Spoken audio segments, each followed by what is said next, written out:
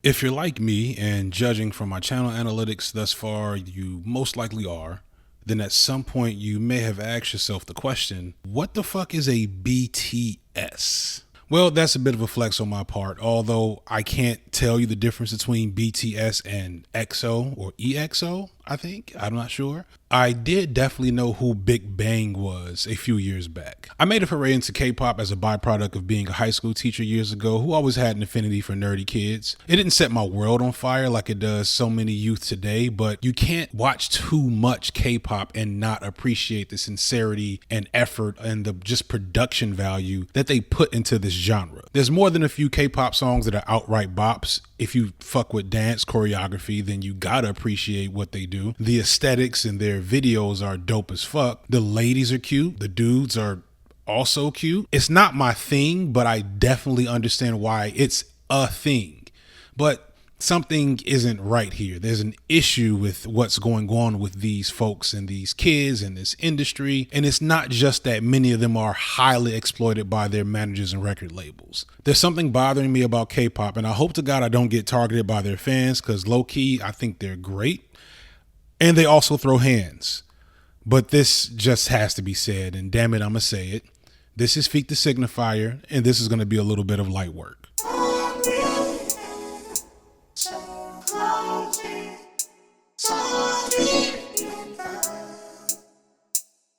Dragmatic. The other day, something hit me about this movement that kind of bothered me. It wasn't the fact that their fandom in Korea is a bit toxic, or that it seems like the way these performers are found and managed is beyond exploitative. It was something about the level of success it was seeing and what it was finding success with. On a world stage, K-pop is killing it. It's a billion-dollar industry of entertainment that has Korea exporting not just music, but their stars and style in a way that hasn't really been seen before, and that's dope. I love that this is a thing. I love seeing kids indulging in a fandom and just being happy about something sincerely. As far as I can tell, K-pop fans are kind of the shit.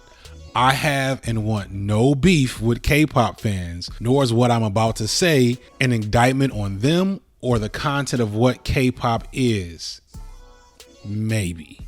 Either way, please don't at me. But there's something I gotta get off my chest. As I said on a few occasions in my other videos, I'm a bit old for these YouTube streets. So my take on these things is always gonna be, a little different, because it's greatly informed by my age and by the influences I noticed that those without the benefit of pushing 40 might not. See, the other day, I was listening to a Spotify mix of Rina Sawayama, I hope I said that right. In this mix was a decent sprinkling of other things that my Spotify assumes I like. So after this, some random K-pop song comes on. And after that, a Black Eyed Peas song comes on. And then after Black Eyed Peas goes off, an Usher song comes on. And then it was like the end of The Usual Suspects. It hit me why I kind of like K-pop, and why it sounds so good, and why it's so popular at a level that American acts haven't seen in decades. Hold up.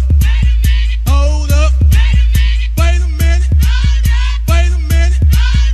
If you're feeling this video and you've made it this far, I promise you'll like my other videos. I'm trying to grow the channel, so before we move on, I need you to stop and hit that like button and click that subscribe button so you can be here when I drop my next joint. All right, go ahead, do that. Okay, now back to the signifying.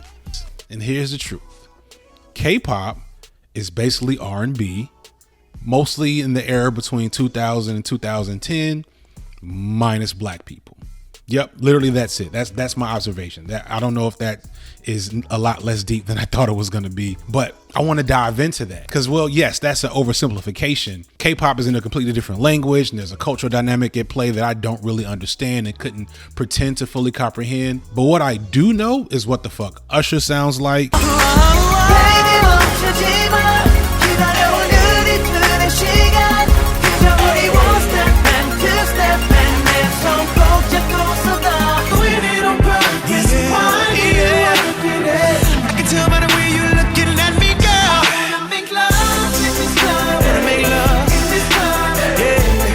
Or Rihanna, or Missy Elliott, or D'Angelo, like really?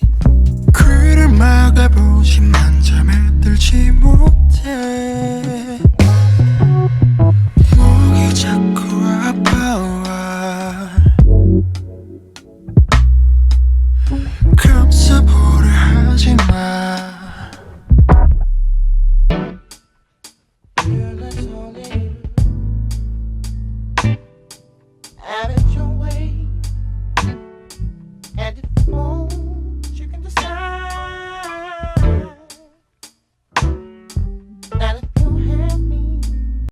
Instinctually, we might jump to call this out as cultural appropriation, but I feel like that's a bit too easy and to an extent unfair to like the actual participants in this industry. For the most part, they don't get to choose anything connected to the actual content or image. They're rigidly policed and managed in order to cultivate their product. Don't get me wrong, there's definitely some side-eye worthy stuff that comes out. For example, I won't ever forget the outright theft that happened to OG Mako. Squash it, Ichima.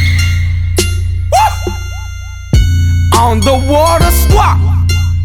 Stop. Your dirty moment camel. Bitch, you guessed it. You was right. Bitch, you guessed it. Fuck nigga on sight.